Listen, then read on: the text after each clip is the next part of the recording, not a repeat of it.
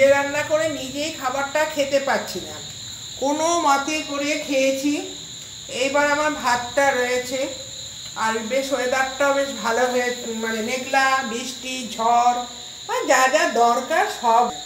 কোনোটাই বাজার ফটোর থেকে নেমেছে, কন্টিনিউস হয়ে যাচ্ছে, একটু থামছে একটু হচ্ছে।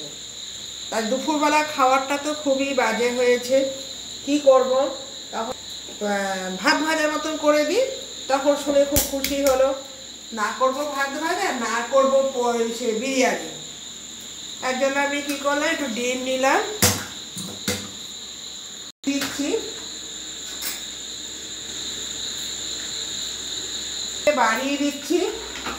এটা যেহেতু ডিমের ভুজিয়া তৈরি হবে, এটাকে একদম ভালো করে আলুটাকে একটু পেঁয়াজ ভাজা, ডিম ভাজা, মানে সব কিছু দিয়ে করলে বেশি টেস্টি হয়। এই ডিম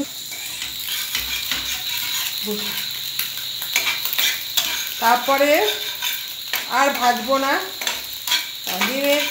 এইবার এটাকে আমি নামিয়ে পাশে রেখে দিলাম।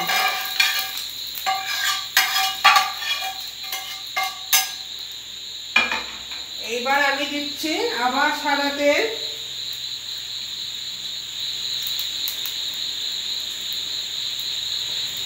এবার যেহেতু ভাতটা ভাজবো, একটু সাদা তেল দিলাম। এবার সাদা তেলের মধ্যে আমি দিচ্ছি আলু একদিকে,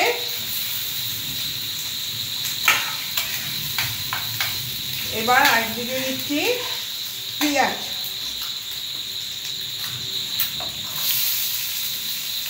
আর ডিমটা নামিয়ে রাখলাম।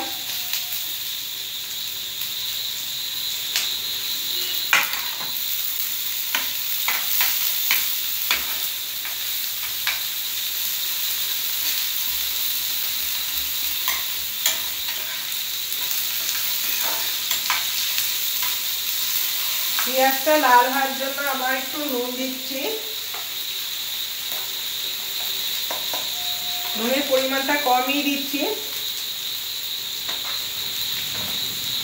আর দেব সামান্য একটু হলুদ।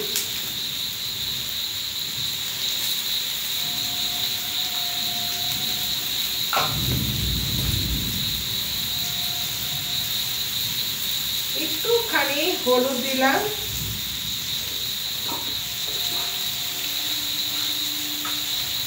আর দেবো একটু চিনি। এর মধ্যে টমেটো কুচি দেওয়া যায়, কিন্তু আমি টমেটো দিচ্ছি না, রাত্রে খাওয়া তো, বেশি কিছু দেওয়ার কোনো প্রয়োজন নেই।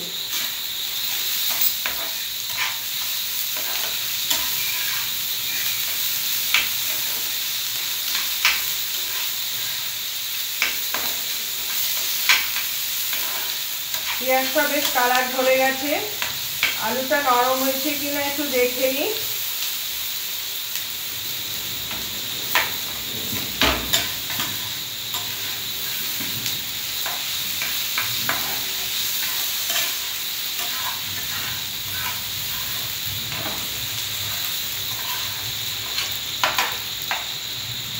এর মধ্যে আমি ভাতটুক দিয়ে দিই।